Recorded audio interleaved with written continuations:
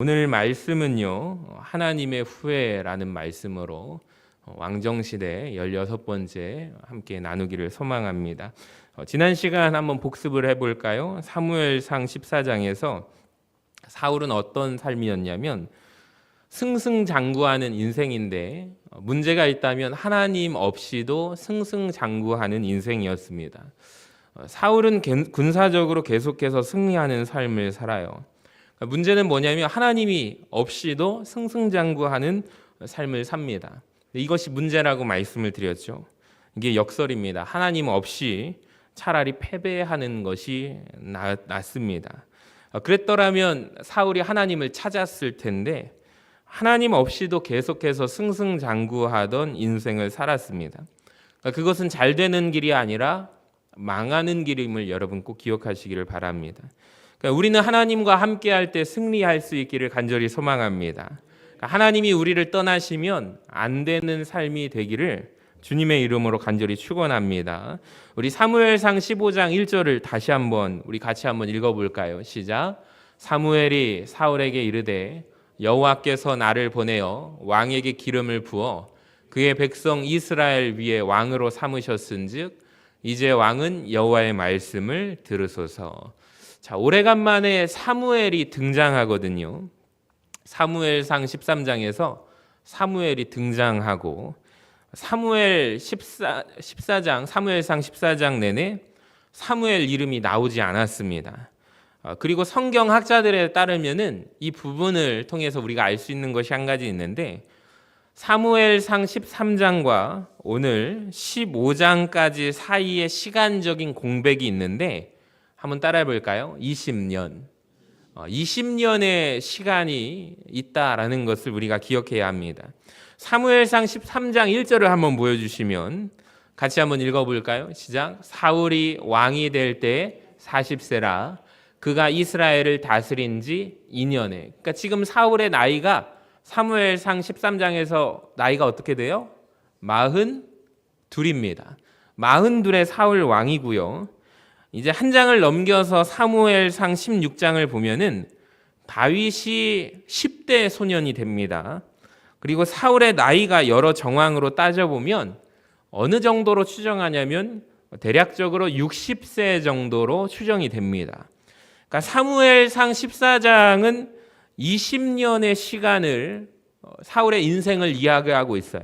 그러니까 인생에서 우리가 지난 시간 수요 기도회 때 나누었던 본문이 사울이 하나님 없이도 승리했던 시간, 승승장구했던 시간입니다. 전쟁에서 한 번도 진 적이 없던 시간이죠. 자, 그런데 동시에 또 무엇을 말하고 있냐면 하나님 없이도 사울이 살아왔던 시간을 의미합니다. 근데 오늘 갑자기 하나님께서 사무엘을 사울에게 보내셔요. 여러분, 하나님께서 우리들에게 너희들 마음대로 살라고 내버려 두실 때가 있다는 것을 아십니까?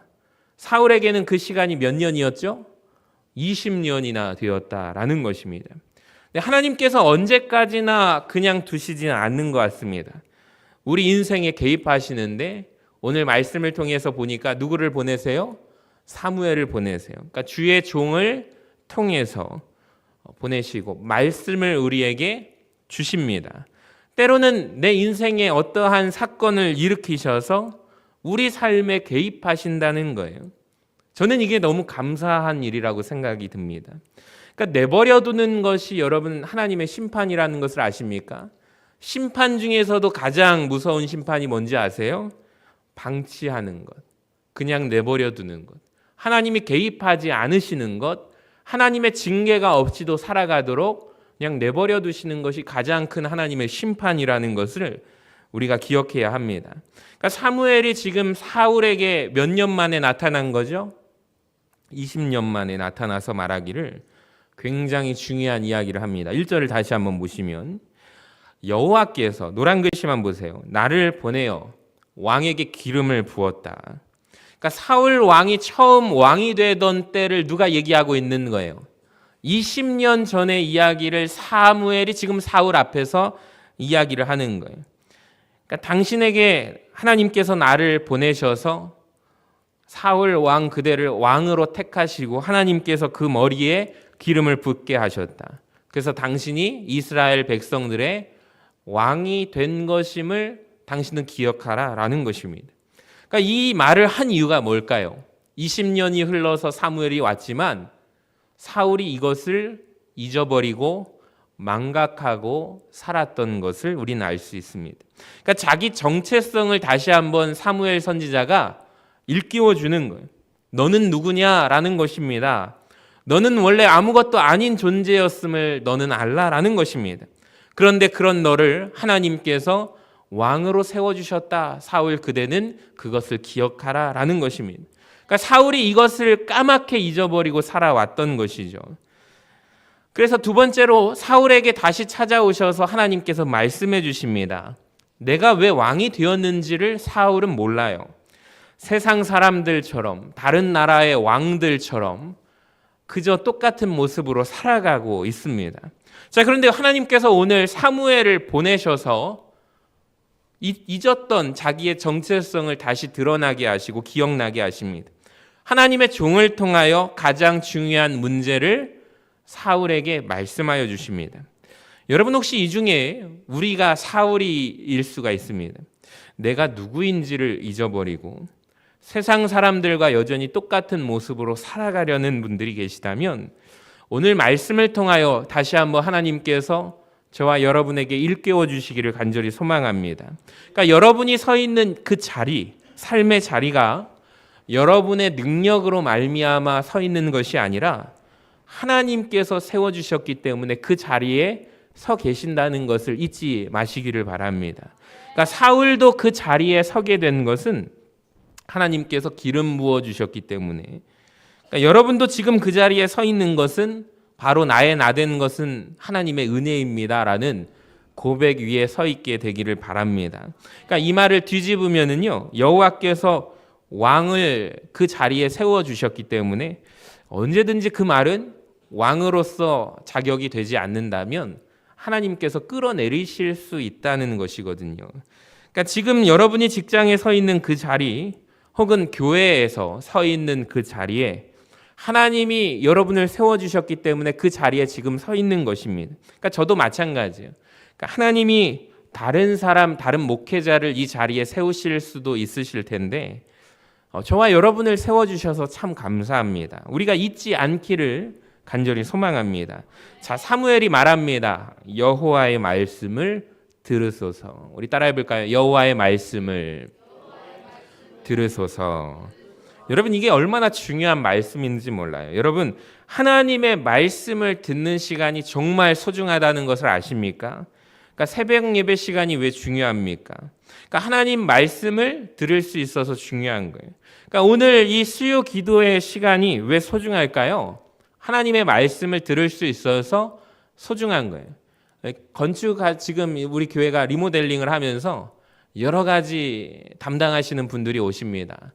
타일을 맡으신 분들, 이렇게 큰 공사를 맡으신 분들, 이 타일 사장님이 얘기하시더라고요. 목사님, 절대로 이 타일 이제 깔리면 밟으면 안 됩니다. 밟으면 안 돼요. 그러면서 오늘 낮에까지도 저를 근심하게 했던 게 뭔지 아세요? 2층 올라가시면 안 됩니다. 예배에 오늘은 쉬셔야 됩니다. 그렇게 얘기를 하시더라고요. 그래서 제가 참 마음이 심란했어요. 어떡하지? 근데 저의 모든 고민은 뭐냐면 예배가 진행되는 거예요. 예배가 드려지는 것에 초점에 맞췄는데 타일 사장님이 볼 때 중요한 건 뭐예요? 지금 이 공사 타일이 움직이면 안 되는 거예요. 그러니까 서로의 그 견해가 다른 거죠. 제 생각에는 내일 깔았으면 좋겠는데 하는 건 제 마음이고, 근데 또 굳는데 얼마나 걸립니까? 하루면 끝나나요? 그랬더니 아닙니다. 요즘같이 겨울 같은 날씨에는 좀 시간이 걸릴 거예요. 그러니까 밟으면 안 됩니다. 그러더라고요. 근데 여러분 오늘 폴짝폴짝 잘 밟고 오셨죠? 네, 제가 그걸 봤을 때 근심이 됐는데 우리 최 집사님하고 정 장로님이 예배를 드릴 수 있도록 목사님 걱정하지 마시라고 해가지고 그 타일을 갈 수 있도록 판자라든지 여러 가지를 구해서 화장실도 가야 되는데 어떻게 하지 했는데 보니까 화장실 가는 길까지 여러분 오늘 그거 밟고 오셨죠? 타일 중간 막 사이사이 밟고 오신 분 없으시죠? 조각조각을 밟고 이렇게 깡충깡충 이렇게 걸어 오셨을 거예요. 그걸 보면서 제가 뭘 느꼈냐면 우리의 생각과 우리의 집중은 예배는 중단되면 안 된다. 그러니까 예배는 멈추면 안 된다. 하나님 앞에 최고의 예배를 드릴 수 있도록, 그러니까 목회자인 저도 항상 거기에 관심을 두고 어떻게 하지? 어떻게 해야 하나님 앞에 예배를 우리 성도님들이 함께 드릴 수 있도록 해야 될까? 여기에 집중이 된 거예요. 그게 아니라면 그냥 중단시켜도 되는 거죠. 그게 아니라면 한 주 쉬고 건너뛰는 거죠. 그게 뭐가 문제가 되겠습니까? 이렇게 말을 할 수도 있는 거죠. 완전히 관심이, 초점이 다른 것입니다. 여러분, 우리가 그래서 이 자리가 중요한 줄로 믿습니다. 하나님 말씀 듣는 자리에 나오셨다면 여러분 오늘 하나님 음성 듣고 돌아가시기를 바랍니다. 이사야 55장을 한번 보시면 2절에서 말씀을 잘 보세요. 내게 듣고 들을지어다. 그리하면 너희가 좋은 것을 먹을 것이며 너희 자신들이 기름진 것으로 즐거움을 얻으리라. 너희는 귀를 기울이고 내게로 나와 들으라. 그리하면 너희 영혼이 어떻게 된대요? 살리라. 할렐루야. 여러분, 듣고 들으면, 귀를 기울이고 들으면 우리 영혼이 살게 될 줄로 믿습니다. 우리 잠언 16장 20절 같이 한번 읽어봐요. 시작. 삼가 말씀에 주의하는 자는 좋은 것을 얻나니 여호와를 의지하는 자는 복이 있으리라. 아멘. 여기 보시면 말씀에 주의하는 자는 좋은 것을 얻는데요. 여러분, 말씀에 주의하시기를 바랍니다. 하나님의 말씀을 들으시기를 바랍니다. 자, 그런데 사울은 오늘 본문을 쭉 읽다 보니까 사무엘 선지자가 하는 말을 잘 들어요? 듣지 않아요? 듣지 않아요.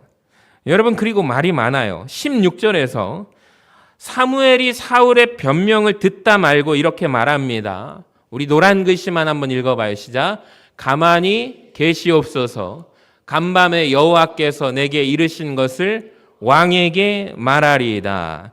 여러분, 한번 상상해 보세요. 두 사람이 대화하고 있는데 사무엘 선지자를 누가 보내신 거예요?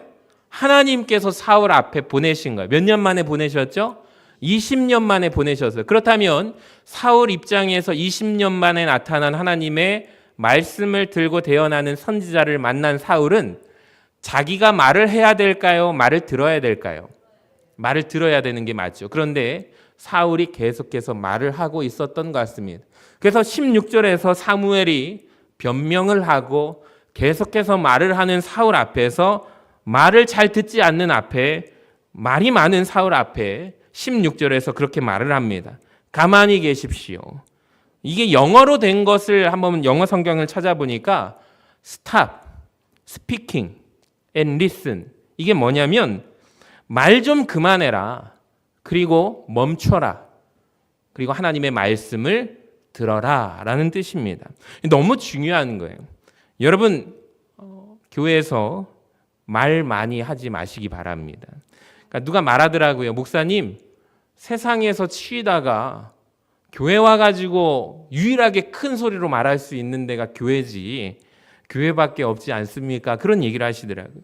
아니에요. 오늘 말씀을 통해서 제가 보니까 따라합시다. 교회는 듣는 곳이다. 교회는 말 많이 하는 곳이 아니라는 것을 기억하시기 바랍니다. 제 말이 아닙니다. 하박국 2장 20절에 이렇게 되어 있거든요. 오직 여호와는 어디에 계시니? 그 성전에 계시니. 그러니까 온 땅은 그 앞에서 잠잠할지니라. 그러니까 여러분, 교회에서 말을 하면 누가 들어요? 하나님이 듣는다. 정말 믿으세요? 그러니까 우리가 예배를 드리고 나면 은혜를 쏟아놓는 곳이 있대요. 어딜까요?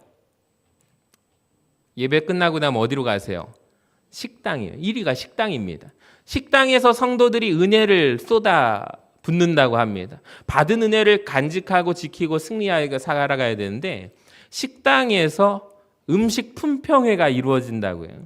이게 부응 안 되는 교회 1위라고 합니다. 말이 많은 곳이 식당이래요. 두 번째는 어디일까요? 주차장이라고 합니다.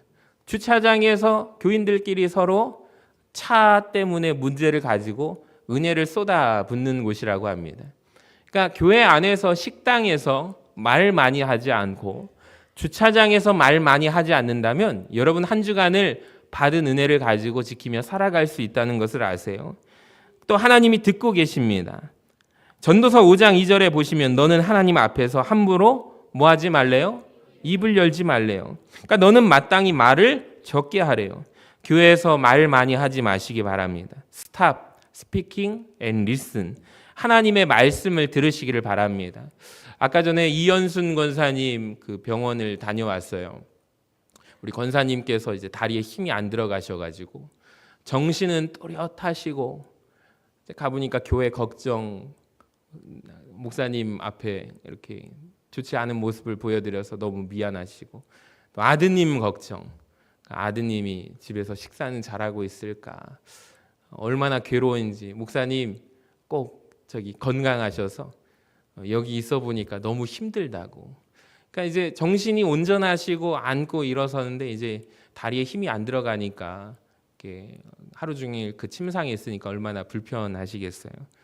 근데 이제 가서 면회를 하고 이야기를 나누는 도중에 옆에 침상에 있는 어르신이 이연순 권사님 칭찬을 하시는데 저분 정말 말이 없으시고 점잖으시고 어떤 분인가 했더니 교회에서 오셨구나. 우리 교회 권사님이세요. 어쩐지 그 얘기를 하시더라고요. 여러분 같은 병실 안에 있는데 인정할 수밖에 없는 그 인품, 품성을 가진 분들. 생각해 보세요. 내 몸이 괴롭고 힘들면 짜증이 내기 마련입니다. 그렇죠? 막 원망하기 마련이고 인생이 얼마나 힘든 시기예요. 그런데 그분을 옆자리에 계신 분을 보니까 점잖으시고 말씀이 없으시고 어렵고 힘든 가운데 교회 다니시는 권사님이셨구나. 그래서 그걸 보면서 제가 참 많은 생각이 들었습니다. 사랑하는 여러분, 성경에서도 우리가 이야기를 하면 누가 들어요? 하나님께서 들으시고 또 우리의 말을 아끼고 교회는 듣는 곳이다라는 것을 꼭 기억하시기를 바랍니다. 자, 그런데 사울 왕에게 주시는 하나님의 명령을 보시면 이해할 수 없는 명령을 주시는데 뭐예요? 아말렉을 진멸하라. 그러니까 아주 우리로 하여금 고뇌를 겪게 하는 말씀을 주십니다. 다 죽여라 라는 뜻이죠. 2절과 3절을 한번 보시면 만군의 여호와께서 이같이 말씀하시기를 아말렉이 이스라엘에게 행한 일 곧 애굽에서 나올 때 길에서 대적한 일로 내가 그들을 벌하노니 지금 가서 아말렉을 쳐서 같이 읽어볼까요? 시작. 그들의 모든 소유를 남기지 말고 진멸하되 남녀와 소아와 젖먹는 아이와 우양과 낙타와 나귀를 죽이라 하셨나이다 하니. 여러분 이 말씀 앞에 아멘 하실 수 있으십니까? 좀 우리 마음이 답답해지는 말씀입니다. 하나님 뭐 이렇게까지 잔인하셔야 합니까? 라는 생각이 드는 말씀이죠. 그러니까 우리가 이 말씀을 이해함에 앞서서 여러분 가져야 할 것은 뭐냐면 먼저 하나님은 우리보다 선하신 분이시라는 것을 믿으시기를 바랍니다. 그리고 하나님은 우리보다 사랑이 많으신 분이라는 것을 인정하셔야 합니다. 그러니까 감히 하나님 앞에서 사랑을 가르치려고 하지 마세요. 그리고 하나님은 심판하시는 자이심을 분명히 아셔야 합니다. 자, 그러한 하나님께서 오죽하시면 이렇게 심판하셨을까? 우리는 여기에 대해서 한번 집중해서 생각해 보기를 원합니다. 자, 하나님이 심판자로 우리가 인정할 때 이 말씀이, 이 명령이 충분히 이해가 됩니다. 자, 오늘날에도 전 세계에 수많은 재판정에서 아주 무서운 판결들이 나옵니다. 그 사회 공동체를 행악을 끼친 사람들에게 사형 선고가 이루어지는 곳이 재판정이죠. 자, 우리가 그 판결들을 뉴스를 통해서 접하게 됩니다. 자, 오늘도 역시 진멸하라, 죽이라는 것입니다. 즉 오늘날로 말하면 사형 선고가 이루어지는 거예요. 자, 그런데 여러분, 우리가 수많은 기사 속에 그 재판정에서 재판관들이 내리는 판결을 보면서 왜 이렇게 잔인하지? 죽이라니 우리가 의문을 갖지 않습니다. 왜 그러냐면 그럴 만한 이유가 있을 것이라고 생각하고 우리가 동의하기 때문에, 인정하기 때문입니다. 그러니까 왜냐하면 누가 봐도 인간적으로 당연한 판결이라고 여겨지는 판결들이 세계 각국에서 기사를 통해서 우리가 알게 되고 접하게 됩니다. 자, 하물며 우리보다 사랑이 많으시고 공의로우신 하나님께서 진멸하라라고 사형 판결을 내리신다면 여러분 그럴 만한 이유가 있기 때문 아닙니까? 그러니까 오늘 사무엘상 15장 18절에 분명히 이렇게 되어 있어요. 보시면 여호와께서 왕을 길로 보내시며 이르시기를, 같이 읽어볼까요? 가서 시작. 가서 죄인 아말렉 사람을 진멸하되. 여러분 여기에 죄인 아말렉, 그러니까 아말렉은 죄인이었던 것입니다. 그러니까 하나님 보시기에 참을 수 없는, 하나님께서 오래 참으시고 공의로우신 하나님이신데 그 죄가 관영하여 임계점이 참고 참으시다가 임계 범위를 넘어가 버리면은 그 죄를 지었기 때문에 하나님은 죄인이라고 선포하시는 거예요. 자, 그렇다면 지금 사울은 어떤 역할을 하냐면 그것을 집행하는 집행관에 불과합니다. 자, 그래서 이 왕을 길로 보내시면서 영어 성경에 보니까 하나님께서 판결을 내리시고 미션을 사울에게 주신 거예요. 근데 사울이 그것을 거부합니다. 그러니까 본인이 거부하니까 나중에 그 일을 누가 해요? 사무엘이 그 일을 합니다.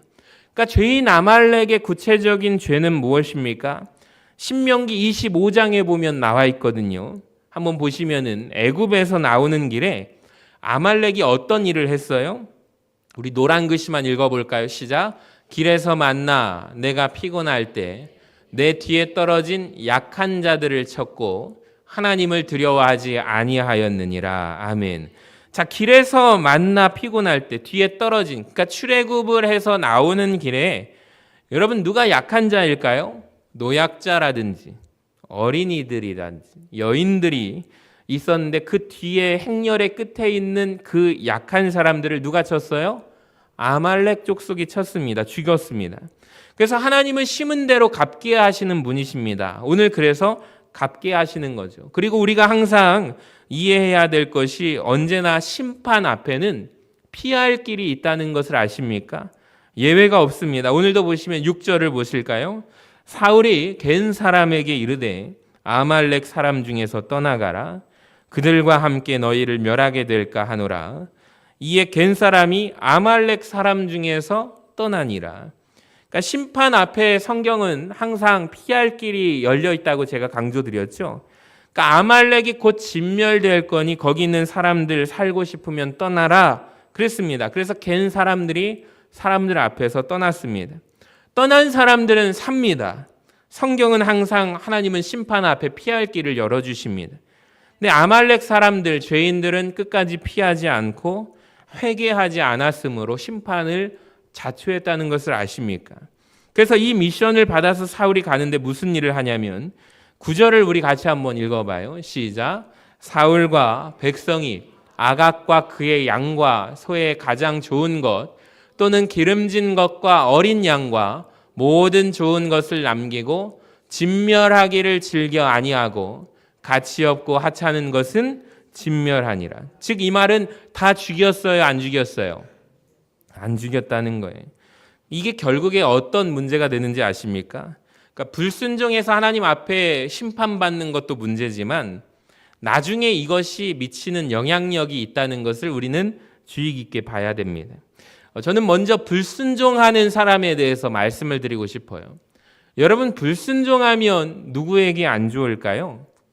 우선 불순종하게 되면 자신에게 안 좋다는 것을 기억하시기를 바랍니다.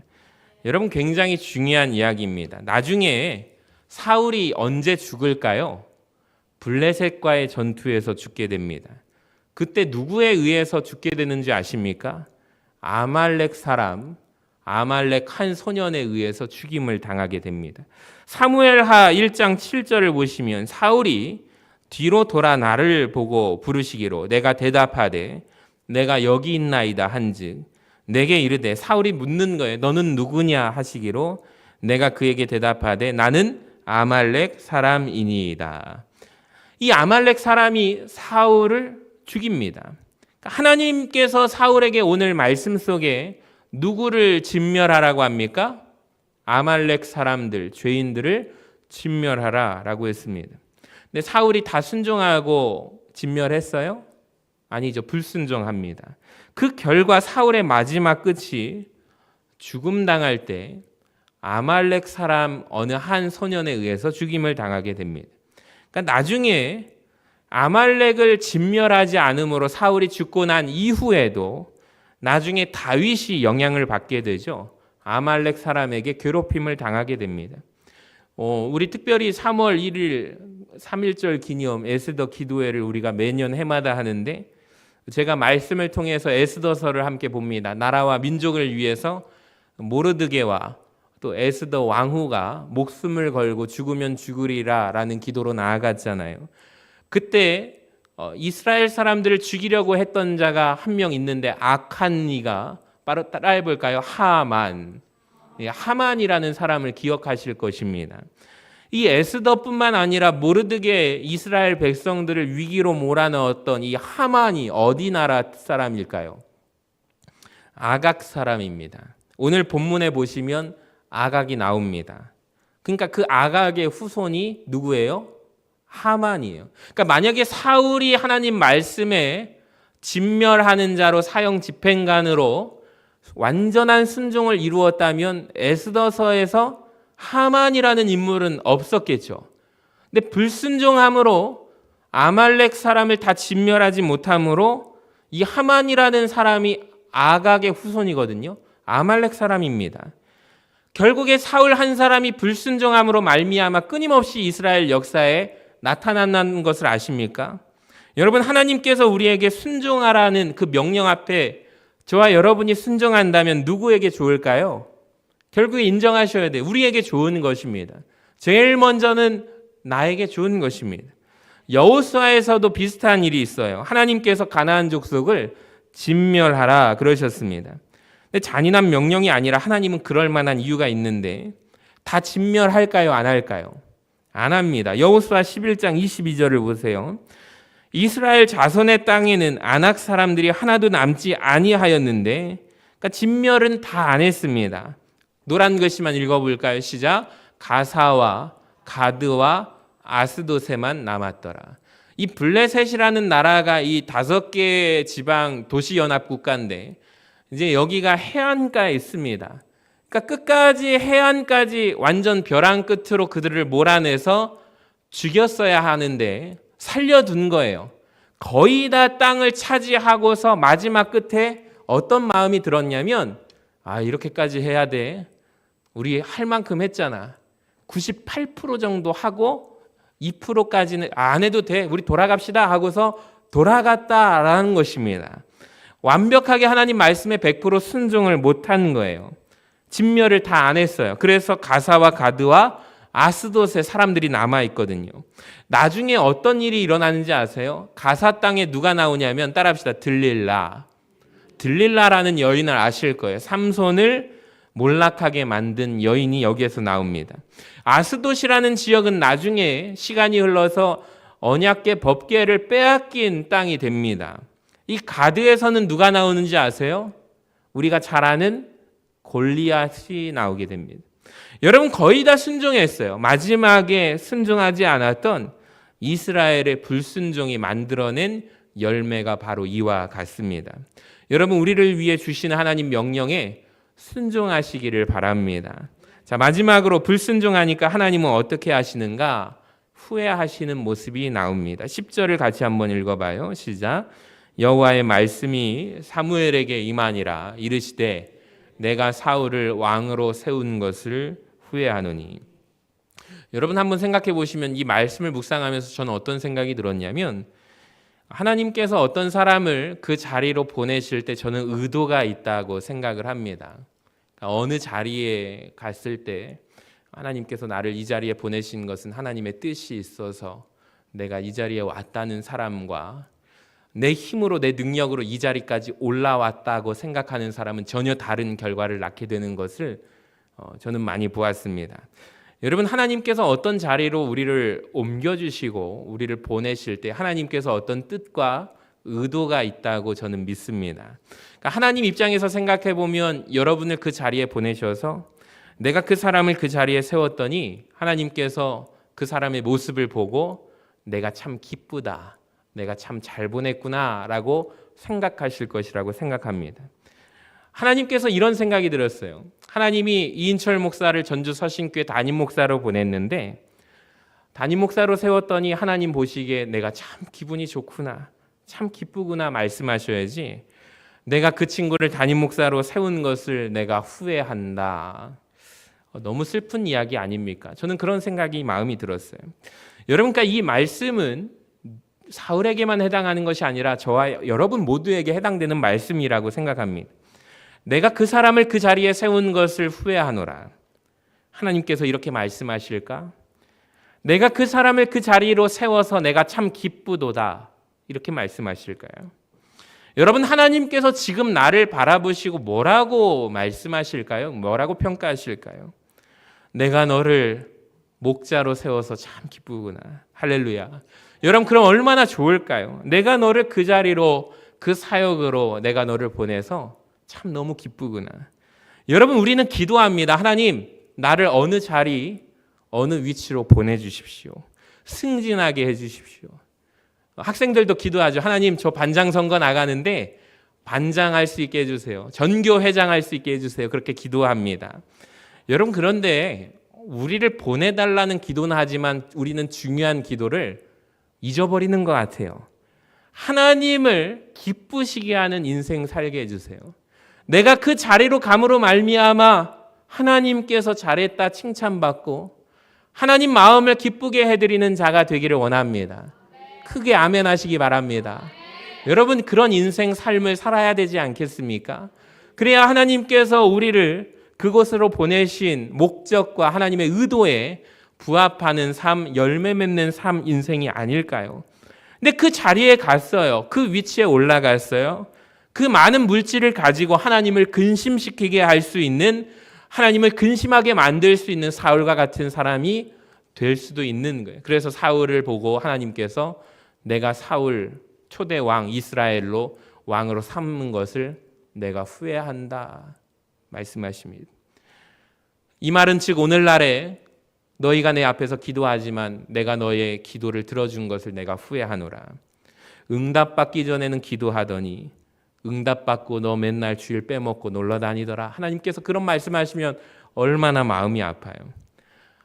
직장 달라고 기도해서 취업의 문 열어주었더니 하나님 주일 성수 교회 완전히 잊어버린 채 20년 동안 세상에 취해서 살았던 사울 왕처럼 그렇게 살아가는 모습을 보고 하나님께서 후회한다라고 하시면 얼마나 마음이 아프실까요? 직장이 없을 때는 취업의 문 열어달라고 그렇게 기도하더니 직장 얻더니 너 완전 다르게 살더라. 얼마든지 가능한 이야기 아닙니까? 내가 너를 그 좋은 대학 가게 한 것을 후회하노니. 너무 슬픈 거예요. 예전에 이런 청년도 봤어요. 막 청년 앞에서 대예배 때 우리 교회 얘기 아닙니다. 찬양 인도했었대요. 막 뜨겁게 했던 여자 성도님, 여자 청년이었어요. 근데 제가 그 교회 갔을 때는 교회를 나온 적이 없어요. 3년에 한 번 빼꼼 비친 적도 없어요. 언제 알게 됐냐면 신방 갔더니 집에 놀러 왔는데 그 방에 있다가 빼꼼하고 얼굴 비춰가지고 나와가지고 그때 처음 봤는데 말로만 듣던 그 청년, 우리 교회에서 찬양 인도를 그렇게 잘했다던 그 청년, 결혼해서 시집 가더니 맨날 해외여행 다니고 애기 키우고 육아하다가 교회는 완전히 등한시해버리고, 근데 저 청년 예전에는 열심히 뜨겁게 기도하고 방언 받았다고 찬양 인도했다고 그런 얘기를 들었는데 지금은요. 지금은 교회에서 신방 온다고 하니까 후다닥 때 맞춰가지고 도망가지 못하다가 방에 있다가 나와가지고 살짝 얼굴 비춰가지고 그때 처음 한번 봤습니다. 그런 모습으로 살아갈 때 얼마나 비참합니까? 하나님께서는 더 실망하지 않으실까요? 너무 슬픈 거예요. 근데 우리는 그런 모습으로 살아갑니다.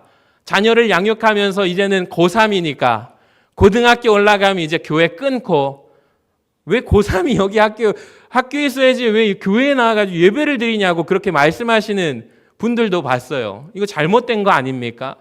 하나님 앞에서 하나님 마음이 얼마나 마음이 속상하실까. 우리가 생각해 본다면 저와 여러분 회개해야 될 줄로 믿습니다.